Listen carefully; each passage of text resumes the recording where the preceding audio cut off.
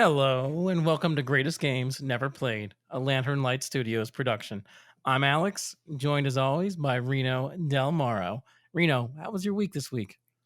Alex, I'm excited about this episode. I was at Wawa this weekend putting gas in my car, and who do you think was in the bay next to me?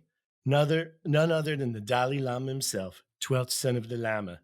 The flowing robes, the grace, bald, striking. And the Lama and I are talking, and it was a little hard to understand him because he was wearing a mask, right? But he says to me, Gunga, Galunga, Gunga Gunga, Lagunga, which is Tibetan for, I'm a big fan of the podcast. So before the Llama and I part ways, he tells me that you and I won't have to wait until we're on our deathbeds. But in fact, after today's episode, we will receive total consciousness. So we have that going for us, which is nice. You know, I thought at the beginning of this that you weren't going to do an impression the way you started. I didn't realize we were doing the Bill Murray here. All right. The Dalai Lama, baby. Big hitter, the Lama. All right. So what we do here at Greatest Games Never Played, besides listening to Reno do impressions from Caddyshack, we also take a look at the hypothetical, what could have been situations in sports, and go back and revisit them to debate and determine what would have happened had some pivotal moments in sports history gone another way. So without further ado, we're going to get our topic for the show today from the one and only Taro Sugimoto. In 1960, a group of businessmen led by oil tycoon Lamar Hunt created their own football league after being spurned by the NFL in their desire to own a team. With 8 teams competing for the AFL championship, Lamar Hunt had successfully created a league to rival the NFL. The two leagues competed in bidding wars for prize-free agents and draft picks. They went head-to-head over TV contracts and fought it out for the almighty fans' dollar and attention. Joe Foss, the AFL commissioner, had built the fledgling league into a respected and very real rival to the NFL when he decided to resign in 1966 and hand the reins of the league over to then head coach and general manager of the Oakland Raiders, Al Davis. As Al Davis ramped up his poaching of NFL players, Lamar Hunt was negotiating a merger of the two leagues that would go into effect by 1970. The deal also allowed for the two leagues to meet in a championship game against one another, giving birth to the first ever Super Bowl. In 1970, the now 10-team AFL merged with the NFL, creating a 26-team Super League and the National Football League as we know it today. But what if Lamar Hunt was unable to secure the deal for the two leagues in 1966? What if Al Davis was able to see his war on the NFL through to the end? What if the AFL and NFL had never merged? As Al Davis once said, take no prisoners.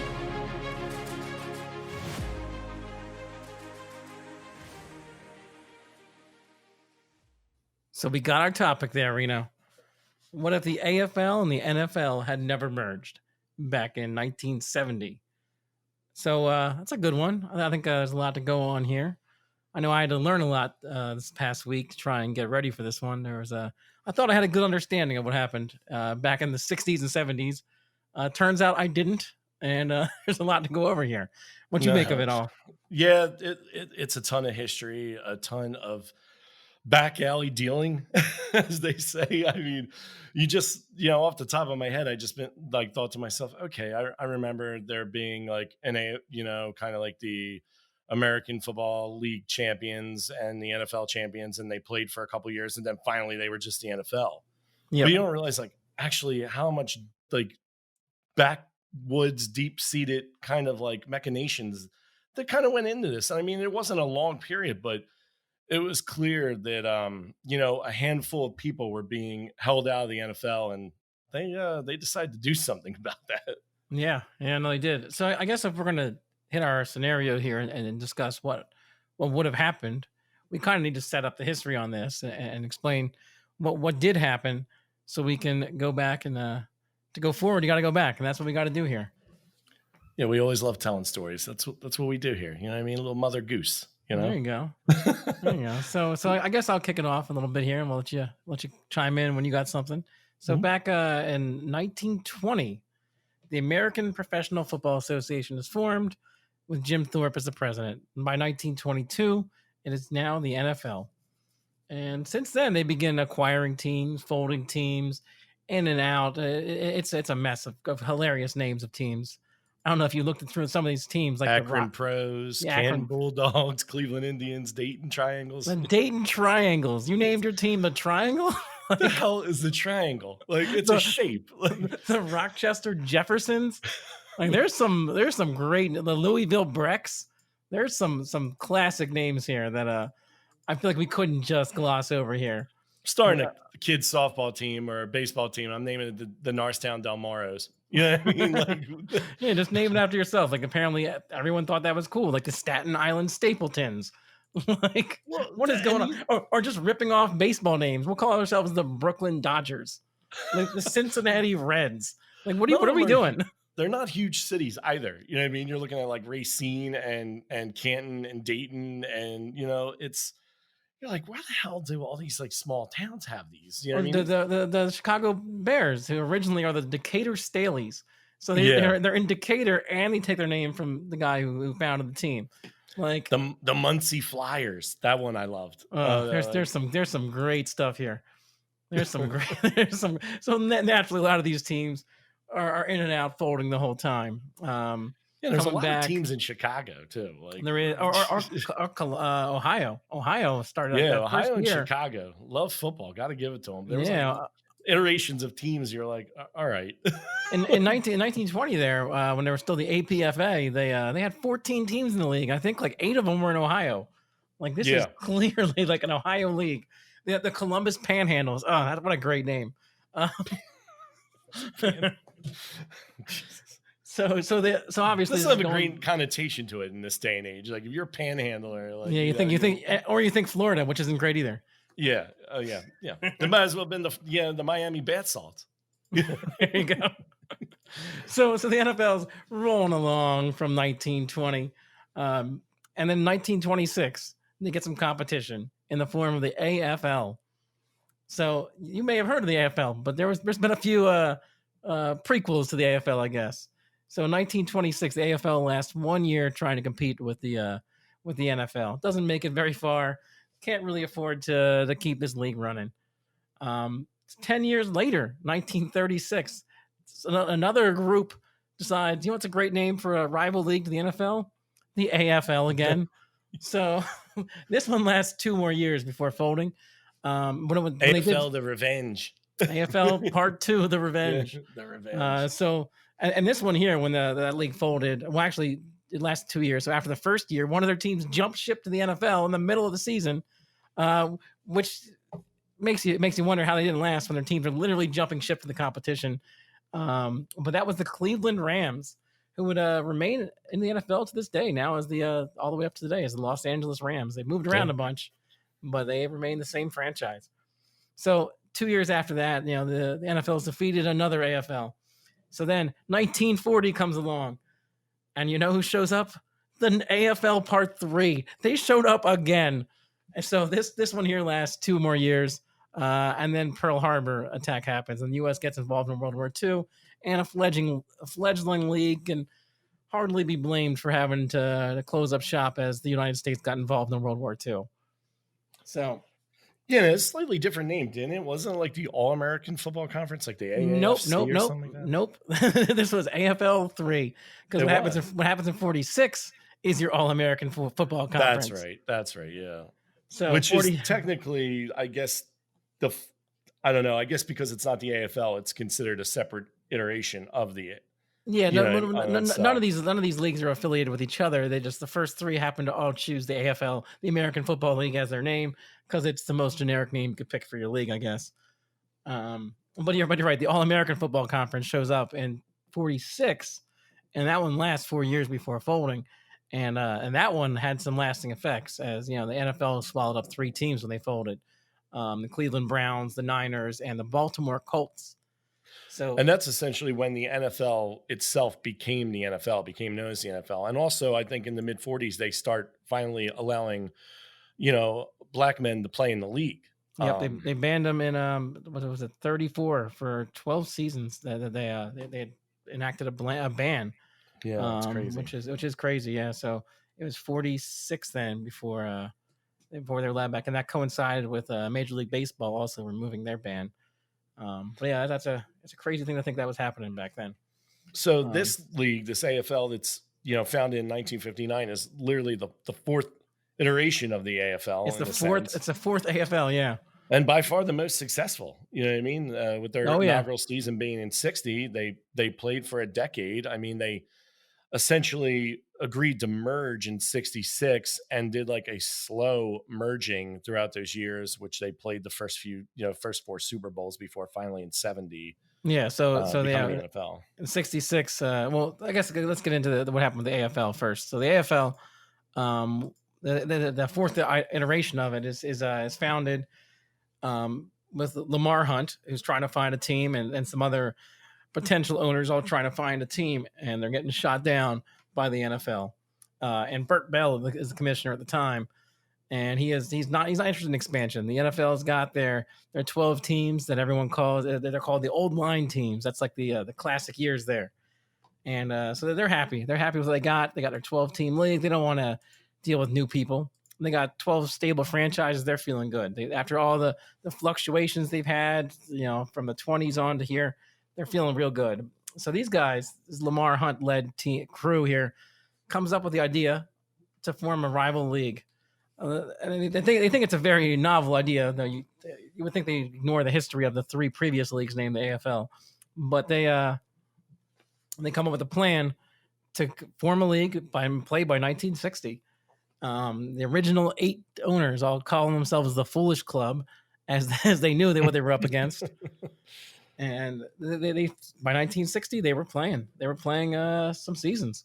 Yeah, and here's the crazy thing too. I mean, before we even go on there, essentially the AFL came to creation due to a combination of the NFL refusing, new potential owner expansion franchises, people buying existing franchises and moving them, or letting any minority shareholders take more stake in these franchises. So basically, you've got a good handful of millionaires that are pissed off. I mean, Lamar Hunt being like leading the crowd, you know what I mean?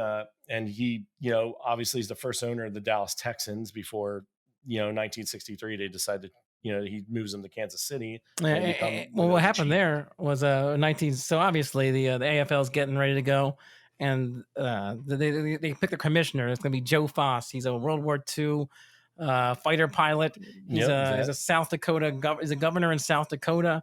And they're like, this is our toughest nails leader that we're going to appoint as our commissioner.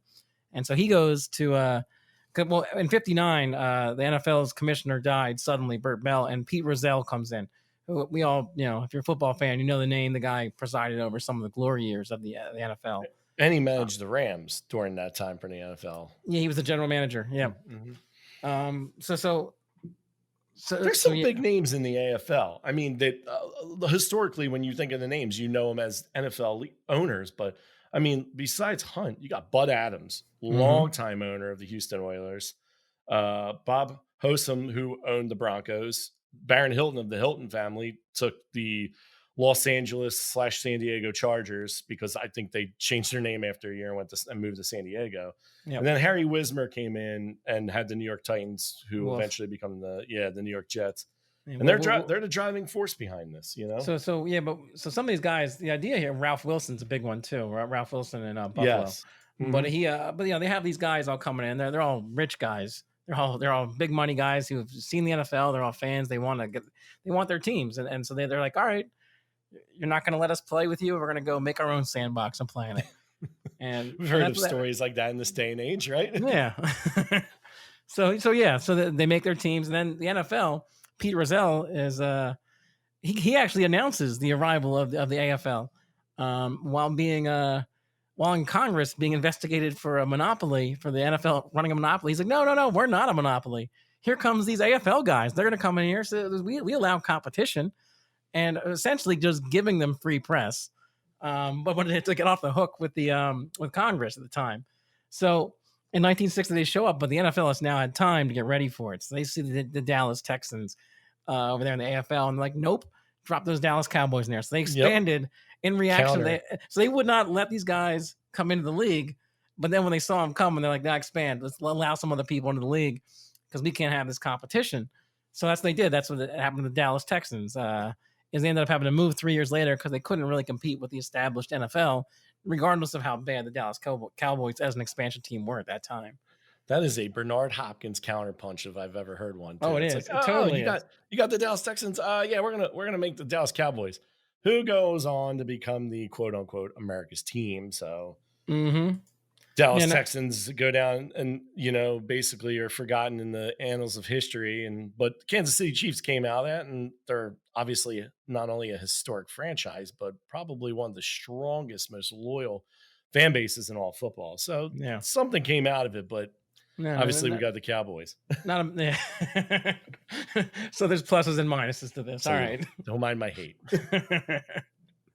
So of course the NFL is trying to get ready for this. They're starting to lock up TV deals. They're fighting for TV deals and the different networks with ABC and NBC and CBS. The NFL starts looking. They expanded again in 61. So they expanded in 60 to counter them, and then they expanded in 61 to steal another franchise away. They took Minnesota. That was going to be signing with the AFL. So they stole Minnesota away from them, essentially declaring war on them.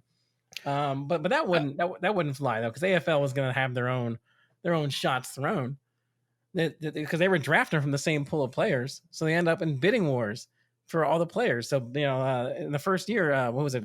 Billy Cannon is the first overall pick, and the AFL comes in and offers him $33,000 per year, and the NFL came in with a measly $30,000, and he went with the AFL. And at the time was a huge deal. This guy is a Heisman winner. He was the biggest name coming out of college. And I mean, this was the shot across the bow here, was that the AFL was going to compete for players. Their owners were rich as hell. They were not afraid to spend money. Millionaire violence. You know what I mean? It really was. And think about this. Billy Cannon comes in and he takes Bud Adams' Houston Oilers to 2 out of the 3 championship games. The first couple AFL, of years, wins 2 of them. So it was an impressive signing. Yeah, you're right. It's gonna be like, okay, you're gonna pluck our team. You're gonna pluck some potential ownership. All right, well, we're gonna fuck you. Fucks with us. We're gonna fuck with you. We're gonna take some shit back. We're gonna take players from you, because now the NFL's not thinking. They're having their normal draft, and they're like, oh yeah, this is untouchable. And then all of a sudden they're like, holy shit, wait a minute, we drafted you. Oh, these guys drafted me too, and they're offering me more money. And not just that, to make the NFL look worse, the AFL over here is starting to expand their horizons on who they're going to draft. The NFL is still kind of backwater with their policy on looking at predominantly black schools in particular, and the AFL is looking for talent. They're looking there. They're going everywhere. They're looking everywhere. Yeah, and they're hiring a more diverse teams, let's say, than the NFL was at the time. So in that inaugural season, right, in 1960, the AFL started with 2 divisions, the Eastern and Western. They had 4 teams in each. An 8-team league, yep. Some of these teams who they are, well, some of the teams are still who they are, and then some of them went on to become, Boston Patriots, obviously, New England Patriots, Buffalo Bills still sticking around, Houston Oilers, that, became the Titans now, New York Titans, who are become the New York Jets. Then that was the Eastern Division. The Western Division was the Dallas Texans, who become Kansas City Chiefs in 63, Denver Broncos, who are still around, and then the Los Angeles, but after the first season, they became the San Diego Chargers and the Oakland Raiders. And now the Los Angeles Chargers, obviously, they moved out of LA to get away from the LA Rams at the time, as they didn't want to be in direct competition. Yeah, stealing fans from each other, which was something that the NFL felt pretty confident doing when they moved to Dallas earlier. And I think the AFL, trying to make a name for themselves, just realized, what's the point of having these fights? Let's go establish some markets. So we're not let's establish first before we attack. True, and it's funny too, because not only did you say the Buffalo Bills also? I don't know if you did or not. Yes. I just want to throw out the last Bills team in the Eastern Division. Yep. Okay.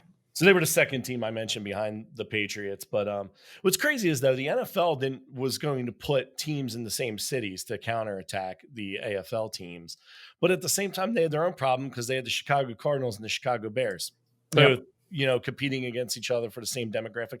Nothing different than the Giants and Jets and the Rams and the Raiders, or well, now they're going to be Las Vegas, but and the Chargers now all in LA. But the point was, like, the Chicago Cardinals weren't as popular, and they were trying to move. And that's the funny thing about it. I think when they were trying to move to St. Louis to become the St. Louis Cardinals, that's when, like, Lamar Hunt was trying to get in, and they still denied the guy. Essentially, so Burt Bell blocks him, but then as soon as Burt Bell dies and Pete Rozelle takes over in 1960, the year the AFL is starting, he's like, "Oh, you guys can move to St. Louis," which is essentially just them staking out another town. yeah. So they're saying, "Okay, we got Chicago on lock already with the Bears. Let's just go take this team that you wanted to move this whole time that the last commissioner was blocking you. I'm going to let that happen. I'm going to let you go. We're going to block another city from the AFL." Which is and conquer. I mean, there really was a game of risk going on here, where they're both staking out different parts of the world here, and they don't want to directly compete in those cities with each other. Yeah, it's risk in chess. You know what I mean? It's placing your guys in certain places, and then it's waiting to see your opponent's move and then outmaneuver them. It's a classic game, and that's the thing too. When you have guys in leadership who have enough money, like have enough financial backing, and have enough, people behind them, the right players. I mean, these kind of dealings are going on. They could have put a team anywhere. I mean, but the good thing is you don't see the Racine Bullets and the Dayton Heralds and all that shit anymore. You got some serious major cities, some metropolis. I think it was the Detroit Heralds. I'm like, is that a newspaper or a football team? Heralds, what is going on? I'm like, what the hell is that going on here? But the AFL was starting to they came in, they played a more offensive style game. They had a couple rule changes that differentiated themselves. They knew they had to compete with that kind of stuff. So they had, a more offensive minded game. They had the scoreboard clock as the official time. They had the 2-point conversions. They got names on the backs of the jerseys. They're the all fun league. That's what they are. The NFL's the no fun league. They're the all fun league. Essentially, things that the NFL adopts later on.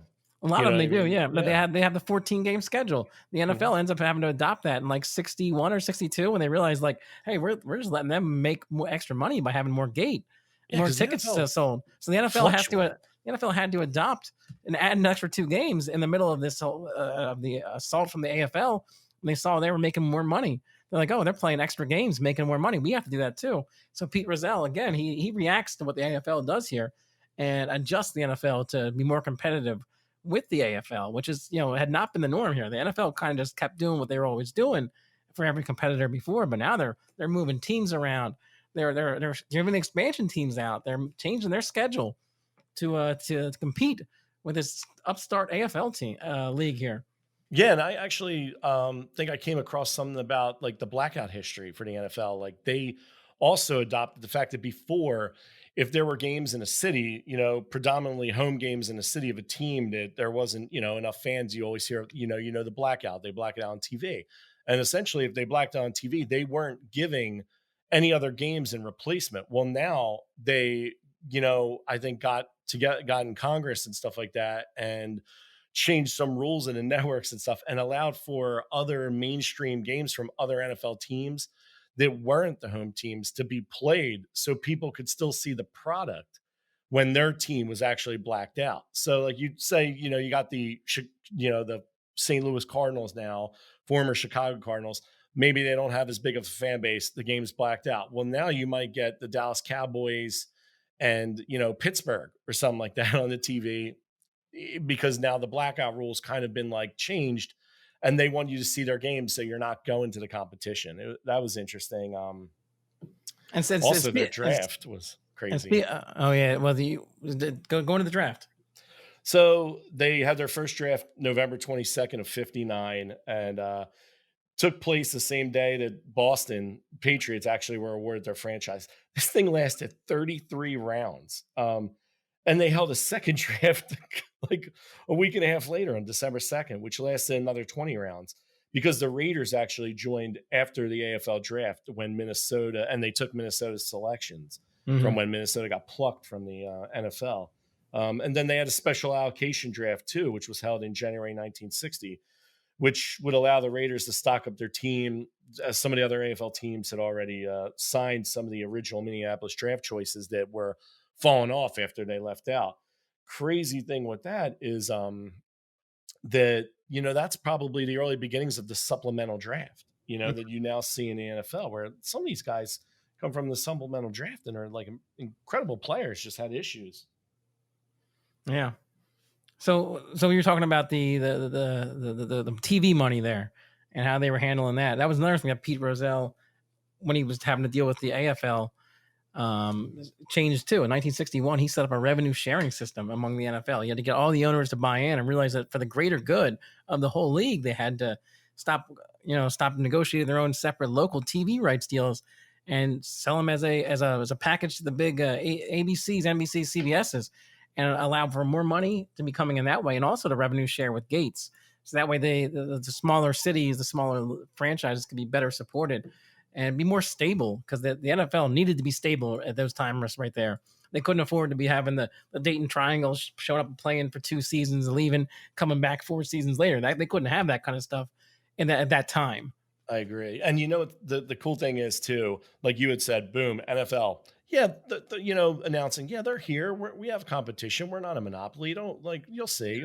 But really, kind of trying to sweep them under the rug. Yeah, they're competition, but they're not competition. Well, I'll tell you what, that's when AFL shot some fires back. Like you said, besides signing Billy Cannon, in 60, they signed a 5-year television contract with ABC. They did, which brought in revenues of, a little over $2 million per year for the entire league. And they began regular play on a Friday night with the 8 teams. And then meanwhile in 61 there, the NFL is signing deals for their championship games to be aired for $615,000, which is a lot. The NFL was making a lot of money, and and by 62 they're getting paid $4 million per year by CBS.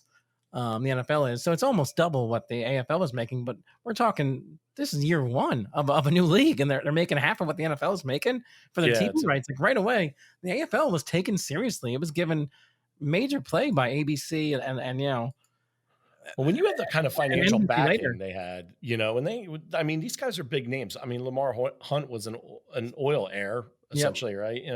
These guys were huge names. I think Bud Adams was too. All these guys were Southwestern oil heirs and stuff like that. Yeah, they had money, they had power, they knew people within the system.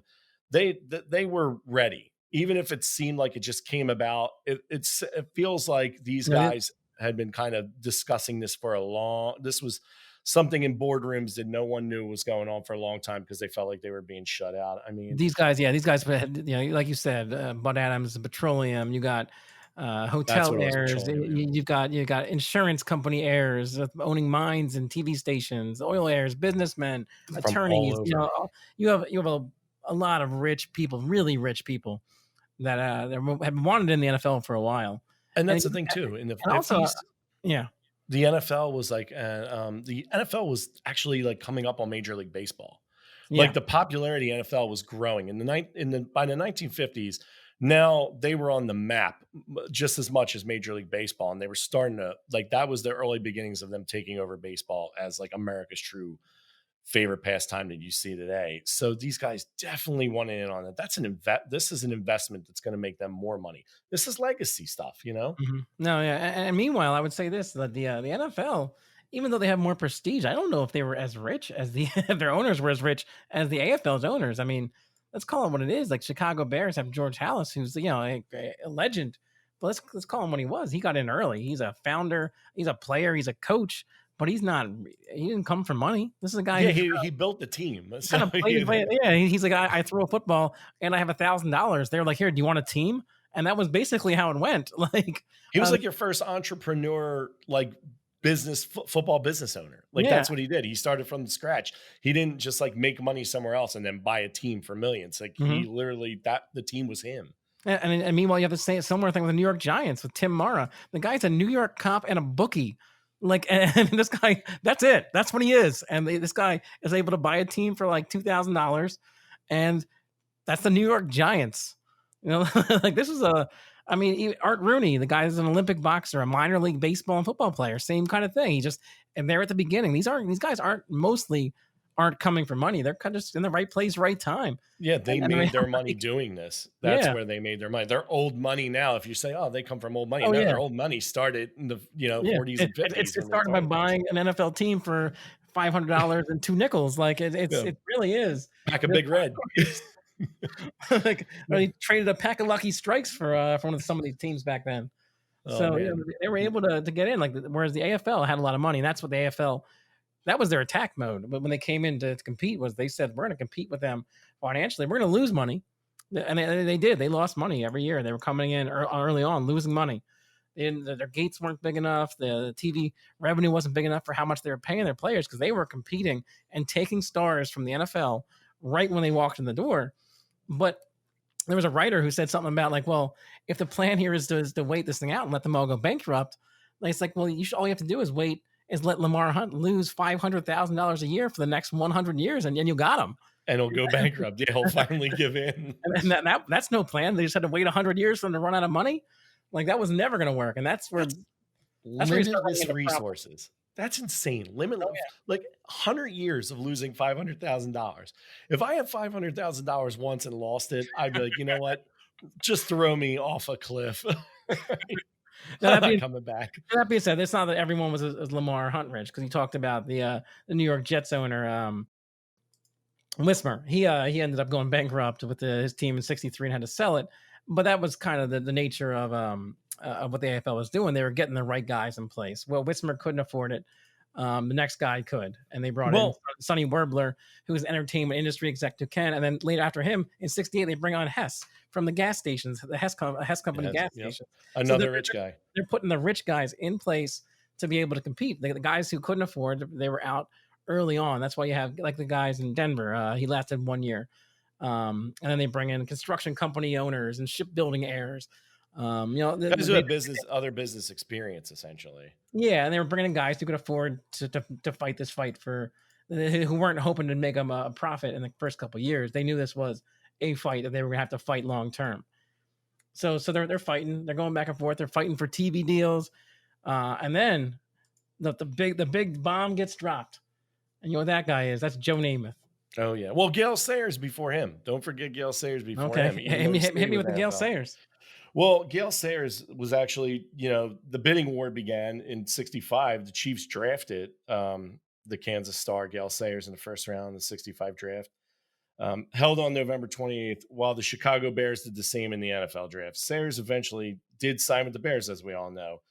But then, like you were saying, the similar situation occurred with the Jets' Joe Namath. You know what I mean?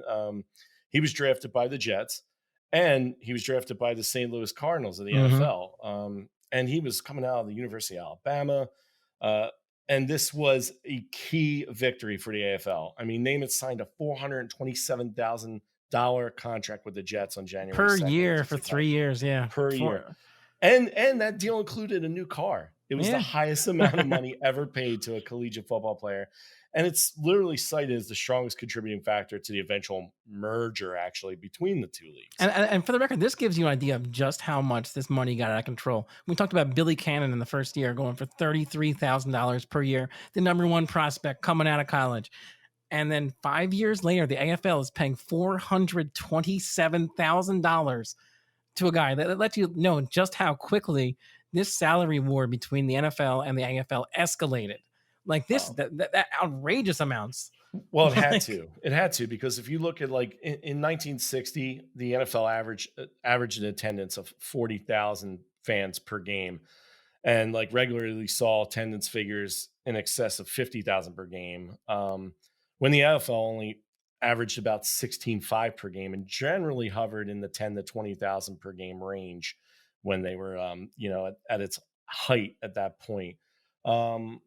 So that low attendance means financial losses. That also goes to the fact that the NFL had a couple things going for it. Historically, it had been around since the 20s. It was the initial first ever professional They had football prestige. league. They had the prestige of it. Prestige. They have history. They have basically the time in. It's like, hey, I worked at my company for 10 years, but there's people that have been there 33 years. I mean, they've claimed a stake in that company. So they've claimed the stake on the game of football for already 40 years.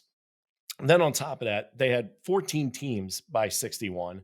Same thing, 2 divisions in Eastern and Western. But, if you want to go through the teams, you got the Eastern Division had the Chicago Cardinals end up becoming St. Louis, like we talked about, Cleveland Browns, the Cowboys, the Giants, the Eagles, the Steelers, and the Redskins. The Western Division had the Baltimore Colts, the Chicago Bears, Detroit Lions, Green Bay Packers, Los Angeles Rams, and San Francisco 49ers and Minnesota Vikings. All huge markets, more Yeah. teams, more accessibility. The- So the- they this all needed being those said- millionaire owners. This all being said, there was some strong owners in there, but like Philadelphia had weak ownership back then. Oh, yeah, they did. I mean, there was a lot of weak ownership in the NFL. There was But a not- lot of those cities but are much larger. They are, but the AFL had staked out their ownership situation for a strengthier, longer fight, I think, and that's kind of my point. You're right. Philadelphia is a big city, but like, is Pittsburgh near as big of a city as Miami? I mean, I guess Miami was kind of coming up back then, but Boston was big. Houston was huge. Yeah. They had LA. I mean, they had some legit cities. I would agree that the AFL did take Buffalo and Well, that's the thing, Oakland was too. still up and coming at the time too. You got to say, though, that in the beginning, in the first few years, AFL didn't pose much of a threat to the NFL despite competing head to head in season games. This all being said, in '62 when the Houston Oilers won, they had their commissioner Joe Foss reach out to Rozelle, the NFL one, and issue him a challenge. They said, "We think our team is better than yours." Called their asses out. And his response was to pretend that email never came through. He just, I never got that one. Didn't get that email. Well, hell, I think they called out the CFL too and played the CFL team. Yeah. In there at some point, like in the first couple seasons. Yeah. So the other teams were taking the challenge. The NFL, they had the prestige. They knew the potential damage that a loss could do to them. Well, because they were walking around their chest puffed out, saying we're the superior league anyway. They want to issue challenges. They're being silly, and then we're the bully. We're the big dog. Like if they had something to lose, the AFL had nothing to lose if they had lost that game. I mean, when they're issuing challenges, there was nothing for them to lose. If they lost, people would go, oh well, they're still that upstart new league. The NFL would have had some explaining to do if their NFL champion loses to the AFL champion. Well, I mean, I'll tell you this. The point I think it really changed for them was 64 because, like I said, they were playing them head to head in season, game for game. They were signing draft picks away. They had the TV deal with ABC, but 64 they signed a new and better deal with NBC, which was the more popular, larger network.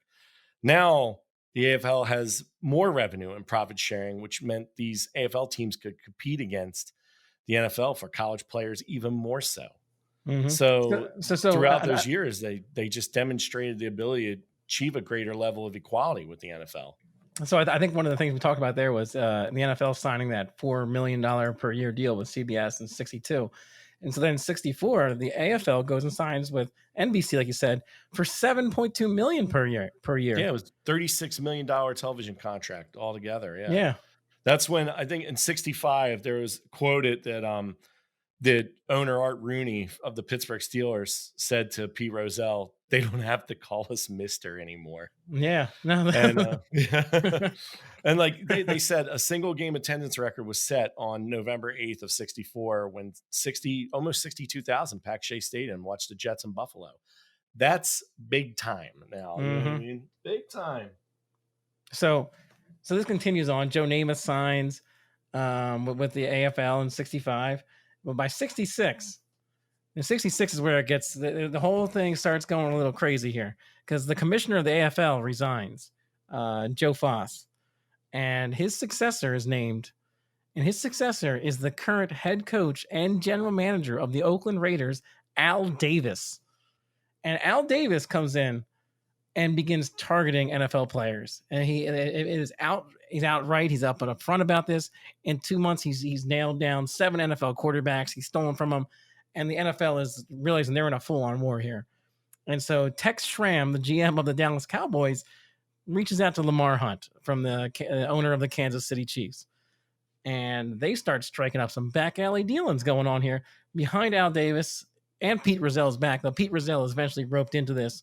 And they begin the plans for the merger. You think that was behind his back? I don't think that was behind his You back. don't think it was behind Al Davis's back or Pete No, Rozelle? I think it was behind Al Davis's back for sure, because knowing Al Davis, knowing the Al Davis that we know, obviously he passed away Al many years Davis was ago. was vocal about it at the time that he was behind his back. That's for sure. But you're right. Yeah, Was Pete Rozelle's blessing given to Tex Schramm? It certainly could have happened. You're probably I right. think so. I I think mean, Pete Rozelle was like, this is going to be, listen, it's more lucrative for us to bring them into the mix and make this thing larger than life and bring it together than to continue to compete with these millionaires who are yeah. taking money out of our pockets. And they were able to get salaries under control then, and I think that was a big part of it too. Yeah.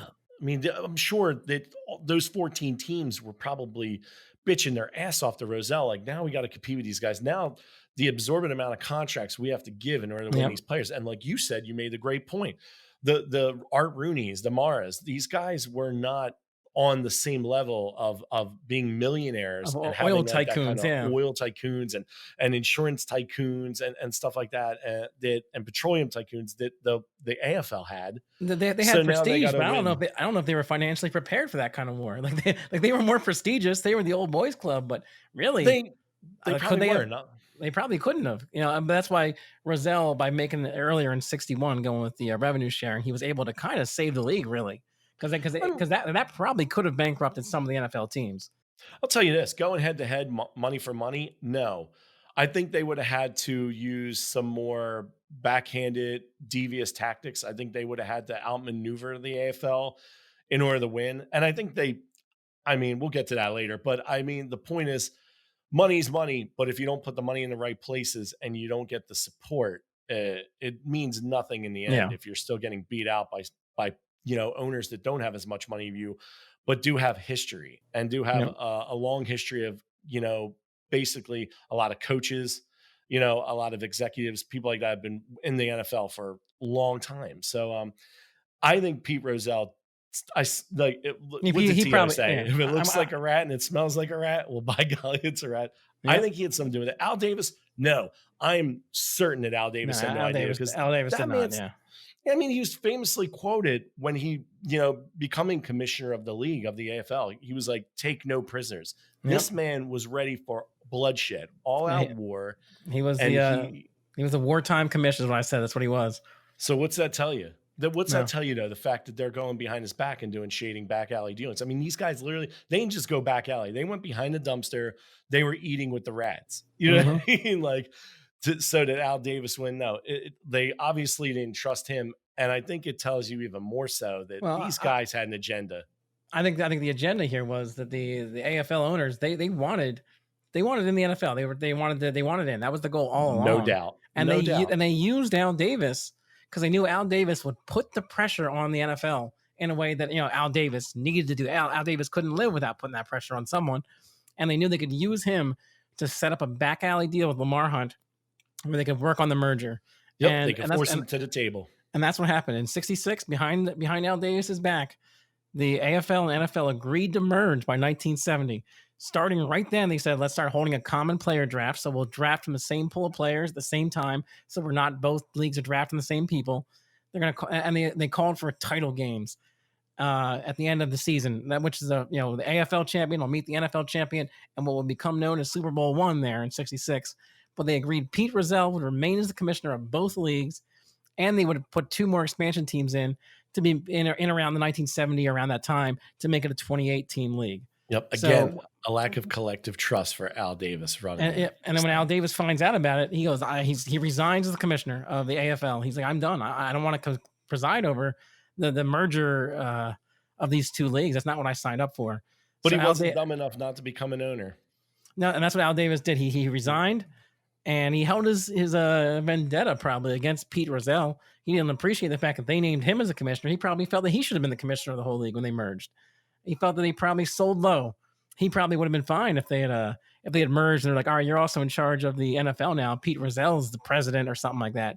But they let Al Davis resigns, comes back the next year buying the team, starts buying minority shares, ends up as the majority owner of the Oakland Raiders in a few years. But Pete Rozelle has expanded role, and we get our first Super Bowl that year then, when the AFL champion and the NFL championship meet. And the NFL's Green Bay Packers in 1966 defeat the AFL Kansas City Chiefs 35-10, proving the NFL all along was the superior league, right? They had the better product. They had it for the at least for the first 2 years, and in 67 and 68, Green Bay essentially beats Kansas City and Oakland. And it's looking like, man, you know what? The NFL probably is smelling themselves thinking, maybe we didn't have to merge. Yeah, we're the better league. But then in Super Bowl III, we all know what happened. Joe Willie guaranteeing victory. Joe Namath. Joe Willie Namath guaranteeing victory, taking on the Baltimore Colts, led by Johnny U. 18-point underdogs, which is the largest, I think, underdog. I think that was the largest point differential in a championship game at that time.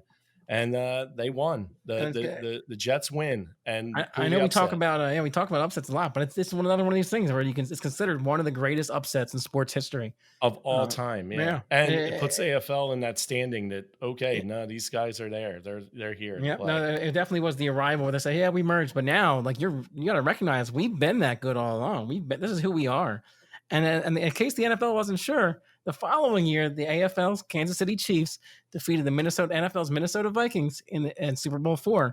How apropos, too, that it was Minnesota, the team that split on them at the last second, too. That must have tasted so good for Lamar Hunt to be like, and it's it's Lamar Hunt's Kansas City Chiefs winning the last matchup before they go and merge in 1970 when they merge, because the AFL had acquired 2 additional teams in that time between the merger being agreed. And that right there, they acquired Miami Dolphins and the Cincinnati Bengals. Yep. And they merged. They form a 26-team league. All the AFL teams are put in one conference, and they take 3 of the NFL teams and move them into that same conference with the AFL teams, essentially creating the AFC and the NFC that we know today. And that's how we ended up where we're at, right?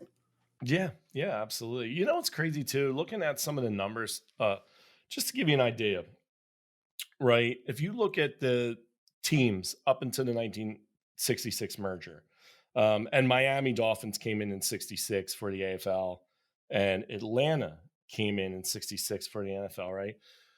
But if you look at the teams, the Patriots, Boston Patriots, they really didn't have any direct competition. They had indirect Northeast competition, but they're the number 9 largest TV fan market demographic, right? Mm-hmm. The Bills, again, no direct competition, but they're in the state of New York, so it's more regional. They're number 52 currently. Now, think about this. A lot of these numbers are current, but if you look at the current numbers, it gives you a history of the past numbers, because essentially these cities are all growing. They started from somewhere, but they grew even further, and they grew kind of parallel, but with the numbers being greater in other cities, major cities. Like New York is, New York, they had direct competition. So the Titans competed with the Giants, but the Giants are the number 1 TV market size and fan demographic.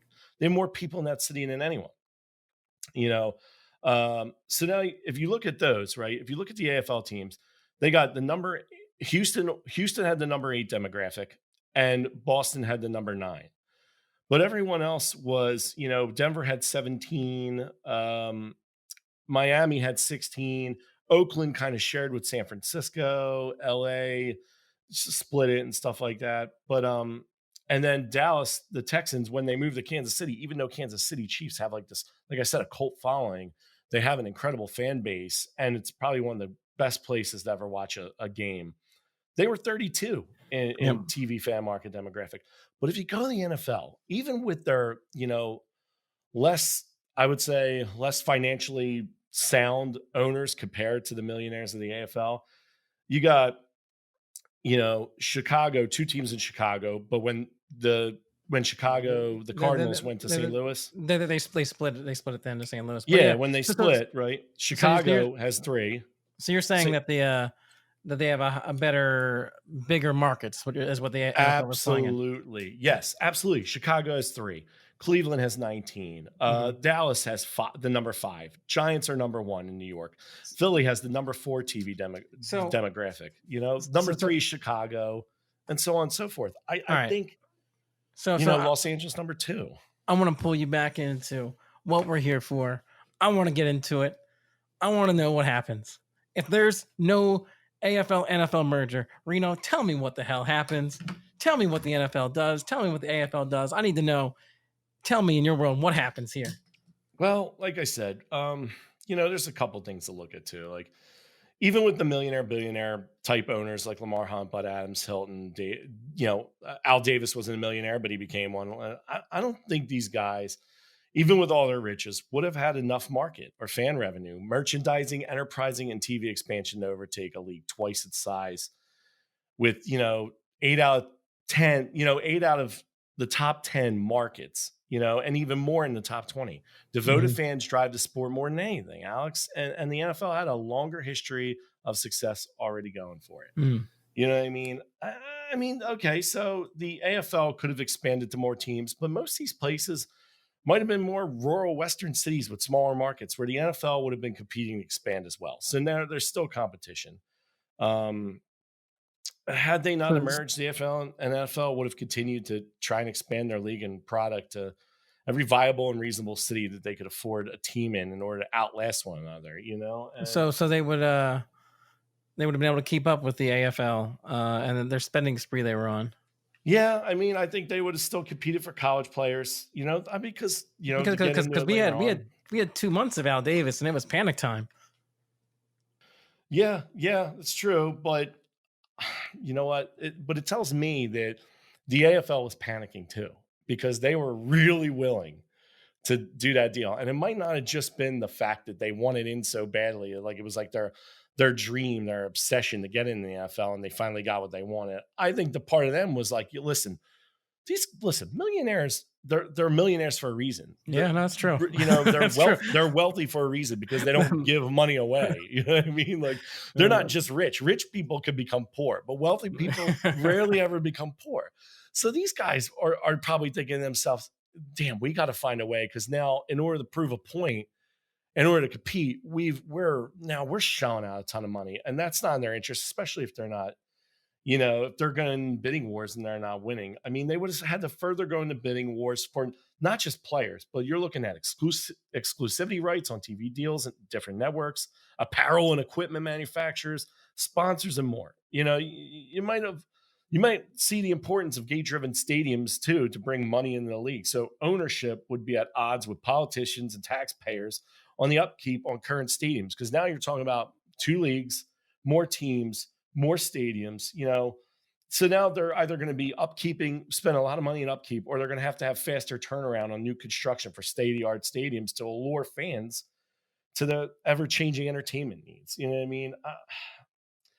I think too, I always think about the NFL, man, the historic importance of like Hunt and Adams and Al Davis, like, imagine them not being in the NFL, too, not joining forces. I mean, if these guys competed directly with the NFL for the entire 70s and maybe longer, you may not have seen football progress as far, as it has, because these guys are brilliant minds and they're an influence. And I think that plays into it.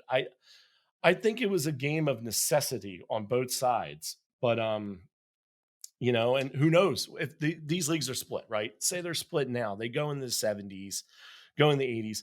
I mean, then you're talking about now, are we going to get future owners that we know and either love to hate or love ourselves? Like, are we going to get the Jerry Joneses, the Robert Krafts, the Jeff Lurie's, the Art Blanks, the Bob McNairs, the Shad Khans, like these names that are we going to get them? Are we going to get what kind of teams? Obviously, with both the leagues being split, it's going to be interesting what would happen because now you're going to be competing for ownership. You're going to be trying to get expansion. Doesn't make sense.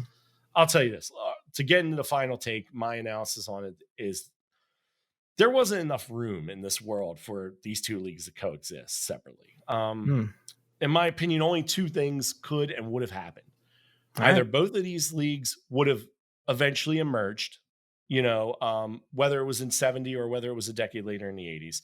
I think they would have emerged, and that could have taken a decade longer and happened by 1980.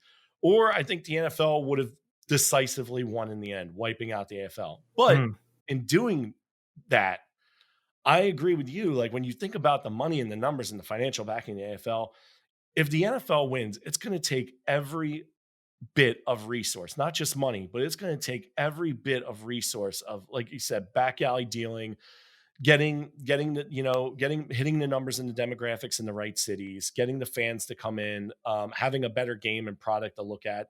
Again, if you're showing better games, you're going to win. You know what I mean? So you're saying the NFL is weaker for holding out longer? Yeah, I think Because- this is. so I the- think the- if they win, in the end, which they would have, I think by 1980, they would have. Wiping out the AFL, it weakens the NFL going in the 80s. Okay. Especially when the Millionaire Owners League of the USFL comes in 1983.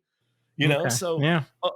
think about this: a weakened, diminished, and much smaller scale NFL. Now lacking the additional teams that they inherited from the AFL merger, would have found it incredibly difficult to enter another war only several years later with a financially backed league that was also competing Yep. for players against the NFL. Yep. So if the NFL wins definitively against the AFL without merger, with less teams in the league to scale down the league, you'd be looking at a deeper, I think, the only thing that really killed the USFL is their hubris. I mean, they were led by Donald Trump, who had the New Jersey Generals, and they didn't compete directly with the NFL the first couple of seasons. They played in the spring and early summer. And they had a good following, and they had big time players. I mean, they had Jim Kelly, they had Doug Flutie, they had Reggie White, like all these huge names that and people love, like historic players in the NFL. They eventually came to the NFL.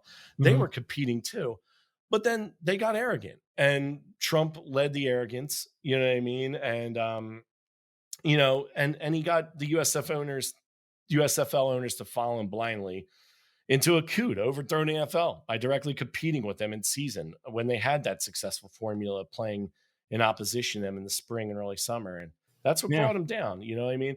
But however, though, if the NFL is a smaller league with less teams and they're still ravaged by the throngs of war years earlier by putting everything it takes to beat the AFL, that could have played in the USFL's hands. I mean, now you're essentially saying, okay, we finally overtook the AFL by 1980, we'll say, if they lasted another decade of competing.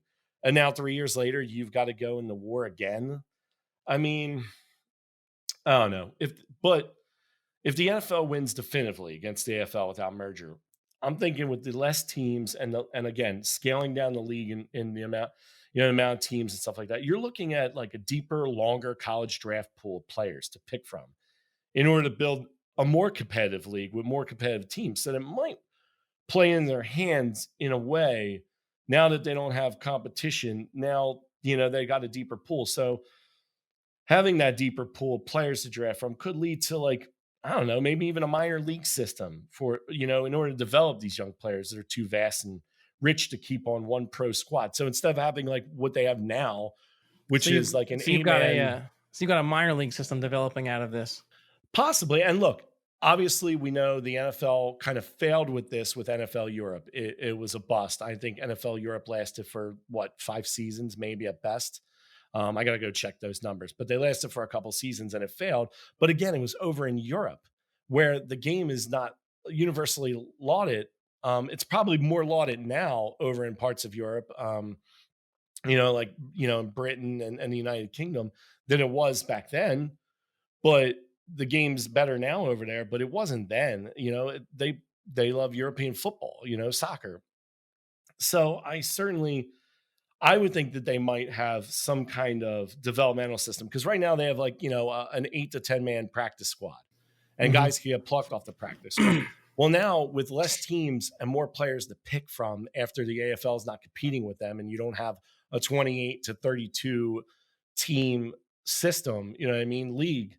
I think now you're like, oh man, we've got a lot of rich players to pick from, and they don't want to lose them to other teams in the league. So now you're talking about maybe having a developmental league, like a minor league system in a sense. You know what I mean? And That's an interesting take right there. By this all happening, that we end up with a developmental system, which is actually kind of an interesting take on this. yeah, and you know what? I'll tell you why I don't think the AFL would have won. I mean, I would not believe. I don't believe in Al Davis. He was appointed the commissioner of AFL as an owner.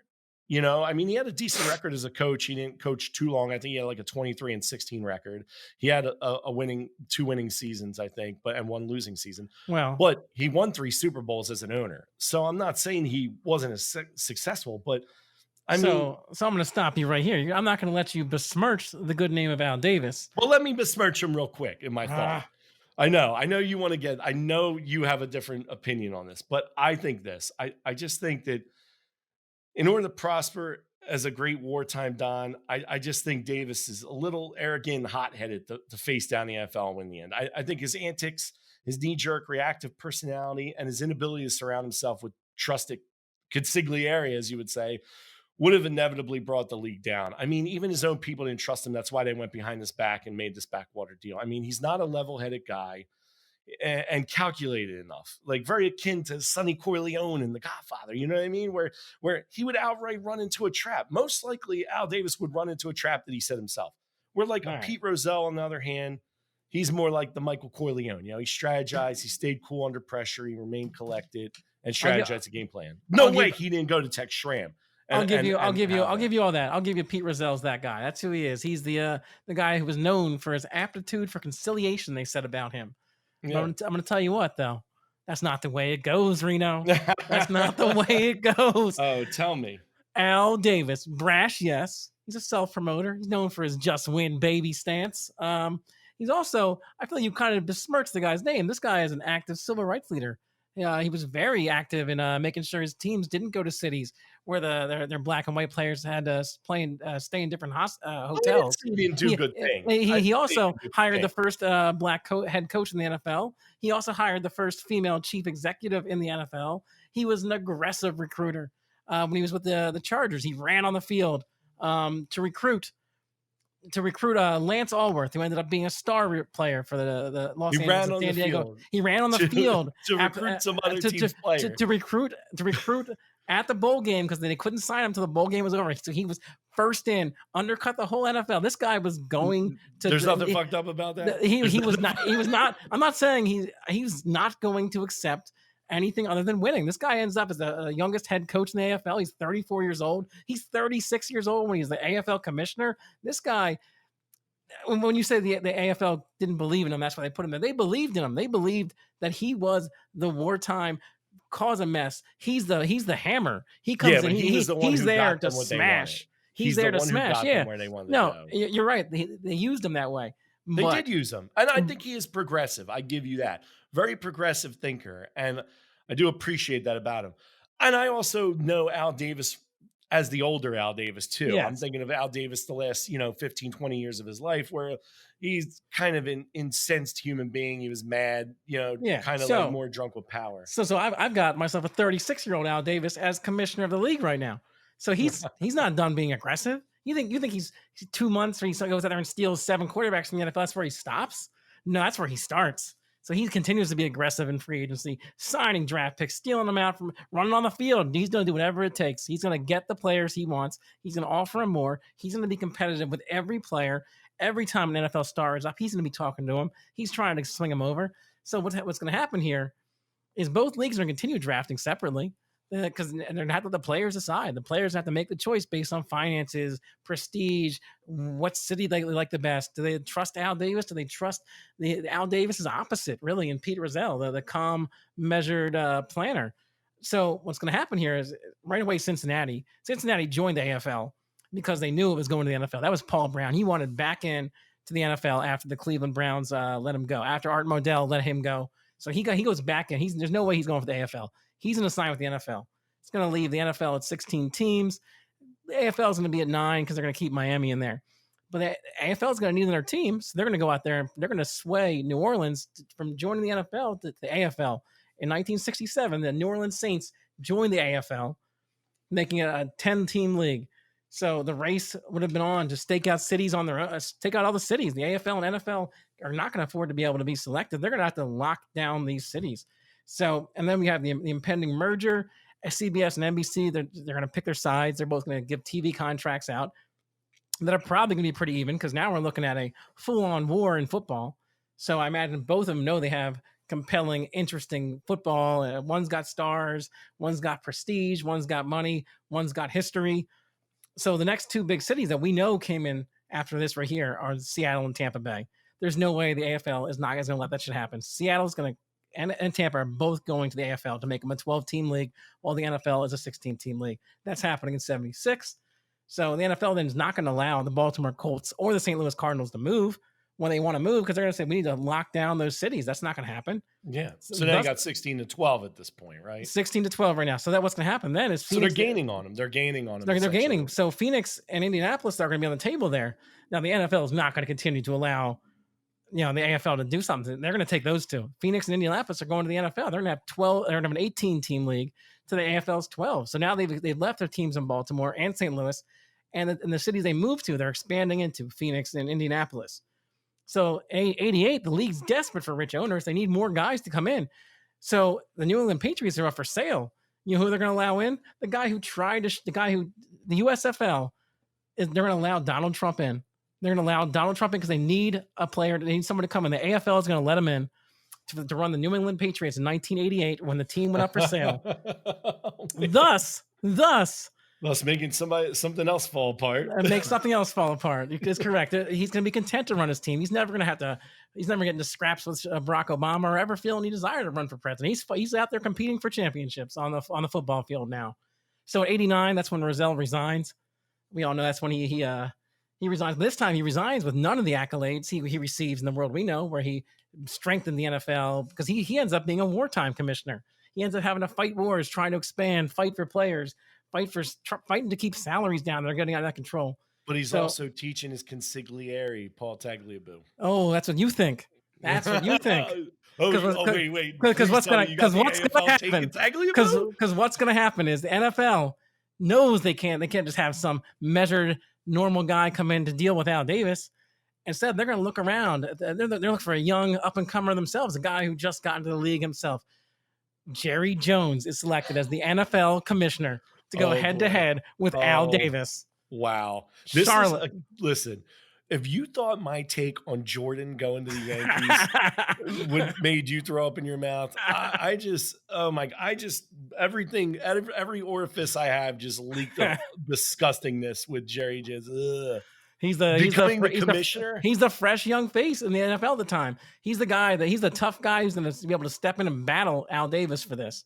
But wait a minute, this is a commissioner, and I didn't mean to stop you, but did he own the Cowboys at 89? He did. That was right around when he was buying them. So now he's relinquishing the ownership of the Cowboys to become the commissioner. To become the NFL commissioner, to run the whole thing. He's going to run the whole show.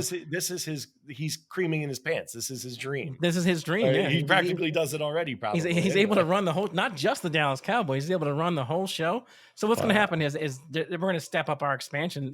We can't keep waiting. So what's going to happen is Charlotte's going to go to the AFL, Jacksonville's going to go to the NFL, and that's going to happen in 1990. It's going to get moved up because Jacksonville is going to go to the NFL. So you got Carolina going to the AFL. And Jacksonville going to the NFL because the NFL needs a team in Florida. There's already Miami and Tampa Bay in the AFL now. So they need to expand to Florida. So they got Jacksonville. That's the NFL's flag in Florida. That's leaving them both with uneven numbers. AFL your 13. BIF timeline is what? 90. Now you're at 90. I'm in 1990. I'm 1990. So this got moved up. So what's so now you're going even more. Now this is the third decade of war between these two. I mean, this is all out war. These guys are now they've dug in. The TV money's there. They can afford to fight this out now. And player salaries continue to escalate. The ownership doesn't make as much as they do today, but they're going to make enough to make money and keep this fight going.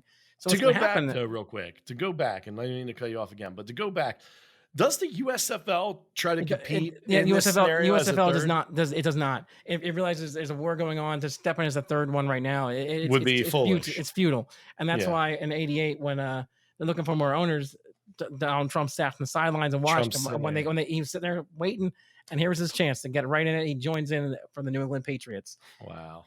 So now you're at 92. So 94 then is where I'm at now, because 90 is when Charlotte and Jacksonville come in. So now I'm jumping ahead. Oilers, they never leave Houston, right? So Nashville is a place to expand. The AFL's got to expand there to even their teams out. And then so where are your teams at now? So right now, so 94, I got Nashville going to the AFL, giving me 14 teams in the AFL. But the NFL is not going to sit by and let that happen because they're at 19 teams. They need to even their squad out too. So they get aggressive. They make a move, that unexpected move. They move and an expansion team into Toronto. Wow, first Yep. non-North America, well, not Yep. American U.S. They territory team. expand outside of the 48. And that gives them 20 That gives them teams 20. to 14. So Yep. they're still expanding into 3 decades. The NFL's Yep. still up 20 teams to 14. 14. Yep.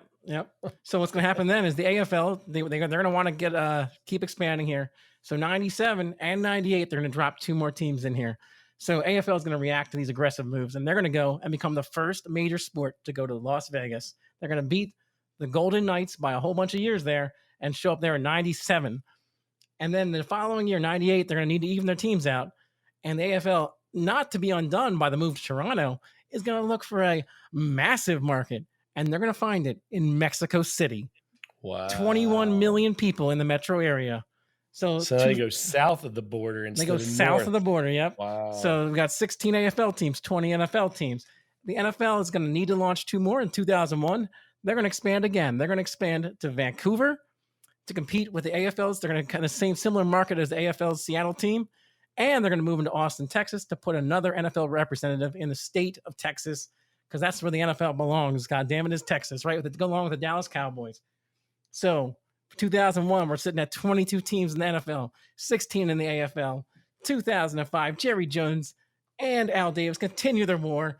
Both look for expansion outside of North America. They begin competing for teams in London, Paris, Barcelona, Berlin, Melbourne, thus opening the entire world to American football and continuing the AFL, NFL tradition of fighting all across the globe. And that's what would happen. So there's, to this day, they're both still going. They're locked in a never-ending struggle. All around the globe, spreading the Hatfields and the McCoys, spreading American football all across the world while they're doing it. They're the Hatfields and the McCoys, and it's either they both die or no one dies. Yep, dude, they're gonna fight forever. I gotta ask you. I mean, what have you been taking with that Ambien at night? You've been drinking a little whiskey. These are some lucid dreams. Oh my God! Look, in a world where Jerry Jones and Al Davis are leading 2 major football associations, I'm scared. And young Al Davis, sure, progressive, daring. He had a military background. That's where a lot of his great quotes, just win, baby, that fight to the death, that, take no prisoners. Another famous quote from him, take no prisoners. That was the thought. And then Jera, who we all know this is his wet dream. He practically runs the NFL with Robert Kraft anyway. And just has Goodell in his pocket. Wow, they're both still there. I like the fact that they're both still kicking. It gives, us, the fans, we're the ones who benefit the most, along with the players in that scenario. Yeah, I think we talk about what's the impact to the sports world by this world we're living in. And in this case, the impact of the world is, if I'm honest, football is stronger. Football is stronger because it's a worldwide presence. The AFL and NFL fight, but the football is now spreading to all the world cities. Around 2005 is where I cut it off, because I want to leave it out there. This is the spread of football all around the world. It's not just confined to North America, not just confined to the 48 states. This is a growing, never-ending spreading and a battle of the AFL and NFL across time and across the future. Does it overtake soccer? I think it does. I think it does. By 2010, I believe it will.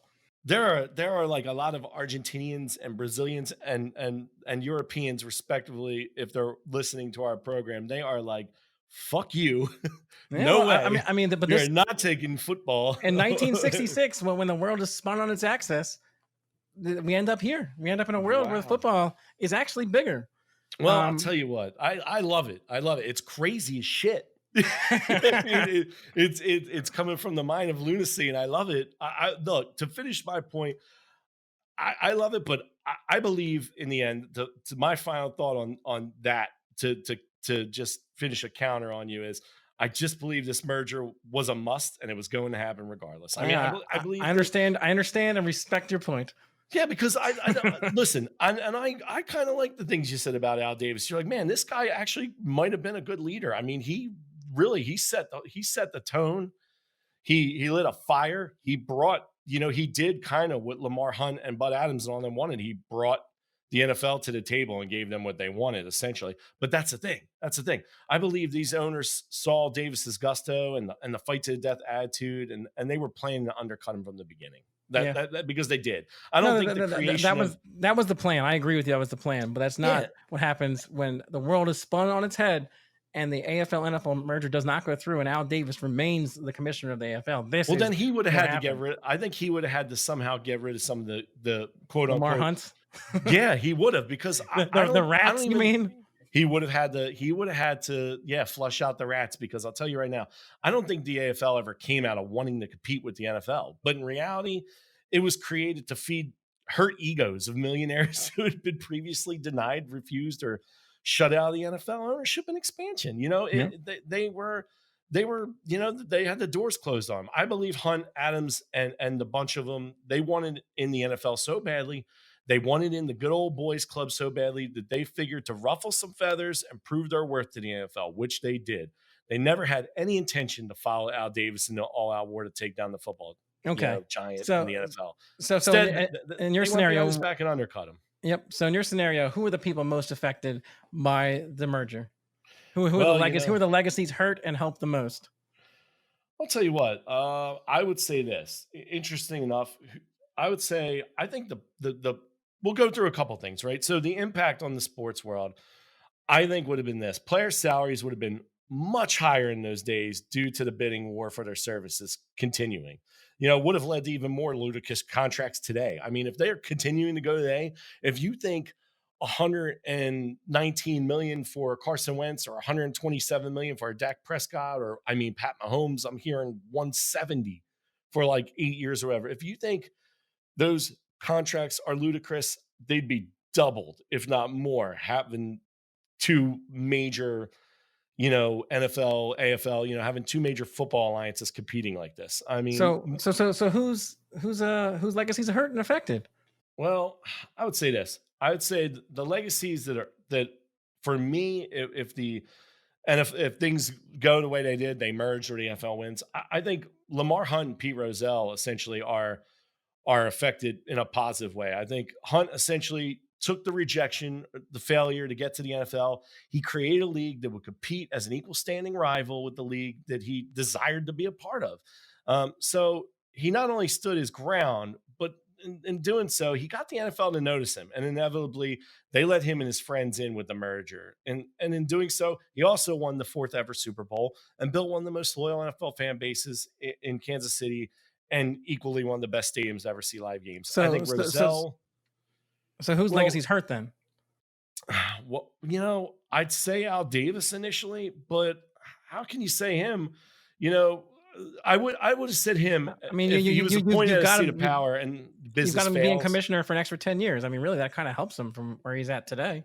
Yeah, it would have. But you know what? Even so, even when they undercut him, it's hard to say a guy failed when he goes and takes ownership of a team that wins 3 Super Bowls. There you go. You know what I mean? I just you're right. If he stays a commissioner for 10 years, he doesn't buy the team then, so he ends up not winning the Super Bowls. So you're right. That's probably whose legacy is hurt the most in your situation. Yeah, think about this though. Anybody that's appointed a seat of power and their business fails or they can't withstand it on its own without help, you might be looking at some sort of failure there in a sense. But with the leagues merging, behind his back, it's hard to call him a failure though. Like I said, he won Super Bowl 11, 15, 18 as an owner. Essentially, he gave the world John Madden and the Maddenisms and Madden football. and none of these things happen in your world. And he also helped usher in the, Chris Berman's The Raiders. But the biggest losers really in all of this are probably the players, and because as the competition, in this level would have given them a sense of self-empowerment and career control. I think they would have been able to dictate their careers and had more self-empowerment had there been 2 leagues competing, 2 leagues filled with teams competing for their skill set, competing for their goods. It would have helped the players demand more out of leagues when it comes to healthcare, pension. It would have put more money in their pockets. I agree 100%. And that's so the players are the losers. All right. Well, and that's why I agree. I think in my world where I see whose legacy's hurt and which one's helped. I mean, obviously Al Davis's legacy is helped tremendously. And I agree. The players' legacies are helped outrageously too, because the inflated salaries will continue. The players are going to make more money than they make today. The average player today makes more than $2 million. in this situation when they're competing with this many more teams on a global market, they're going to be making even more. Those legacies hurt though. Pete Rozelle, I think Pete Rozelle goes down as one of the best commissioners in the NFL, one of the best commissioners ever in professional sports in the real world. But in this case, he ends up as a wartime commish who just drags out the war forever until the next guy who's maybe a little better wartime commission, Jerry Jones, comes along. So Pete Rozelle's legacy is essentially just run over by the AFL NFL fight during his whole reign. And you know whereas Al Davis is, that's what he's built for. He was built for that kind of war.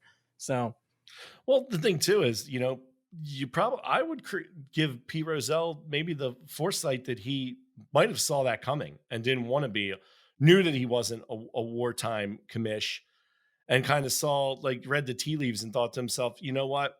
Maybe it's best to make a deal while it's still young and fresh. And I know I could get these guys and then I'll come out the better of it, because he knew if he was to go into a long drug out war, maybe he doesn't lose, but not winning is also losing. You know what I mean? But who's really affected by this? I don't know. I would say this. Have you ever thought in your scenario that the people that are most affected, I think the players are probably most affected, like I said, in your scenario, because they had the most to gain from two different leagues. They'd be able to sell themselves as mercenaries to the highest bidder, creating a larger price tag than ever. But have you thought about the fans? Like, would they be affected negatively? I mean, think about this. As the competition in two leagues would essentially dilute the product in both leagues.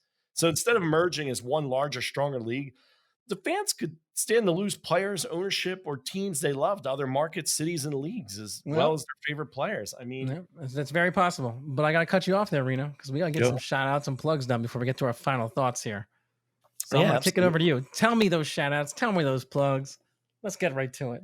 You got it. Let's do it. For those of you out there who'd like to support us, you go to patreon.com/LanternLight Studios and support not only this show, but you can support our game development projects and other Lantern Light podcasts, such as Game Johns and Screen Johns. As always, thank you to all our current patrons, and a special thank you to the Russell James John Support Group patrons. You're all amazing, and we love you.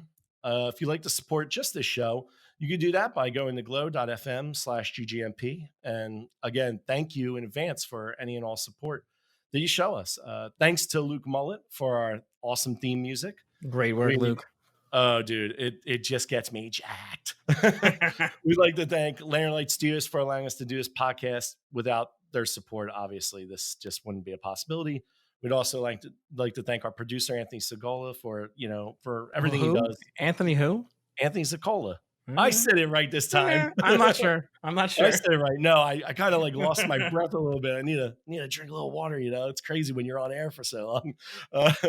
And we'd just like to thank him for producing the show, all his input, both on and off the air. It's great. Also, our lovely, awesome audio engineer, Maria Lubanovic. She's the best. Thanks, Maria. Ass, always killing it. Thank you, Maria. You do so much for us. We appreciate it. We can't thank you enough. You could reach me and Alex a few different ways. You could go to our website, ggmpodcast.com, for show news and notes. You could also follow the show on Twitter at GGNP Podcast, or you can follow Alex and I on Twitter at AlexFitz44 and at the Kid Reno, Kid spelled with 2 Ds. Same thing for me on Instagram, the Kid Reno, spelled with 2 Ds. Please hit us up. Let us know what you think of the show. Let us know what we could do better. Let us know if we're pronouncing names right. Or let us know of any other sports moments or topics that you'd like us to address and visit and have fun with. So that's there. And you could also visit lanternlightstudios.com for more information about our show and their other amazing podcasts. Game Johns with Mitch, Jack, and Riley. They talk about everything new in the gaming scene. It's an awesome show. It's the flagship going on. And Screen Johns with Savannah and Maria. They're also a newer show. They've been putting out some great content.